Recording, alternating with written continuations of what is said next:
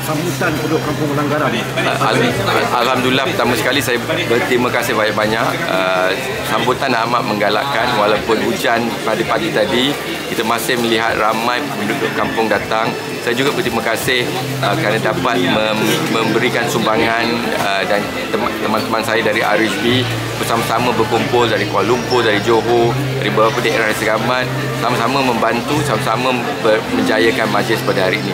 So, Alhamdulillah, saya berterima kasih sekali lagi kepada pihak pengurusan masjid, ketua kampung dan secara menyeluruh penduduk kampung Gudang Garam Segamat. Saya difahamkan berterusan. Saya orang Segamat dan saya akan terus balik ke Segamat kerana keluarga saya di Segamat. Bukan secara menyeluruh, but Segamat paling dekat di hati saya.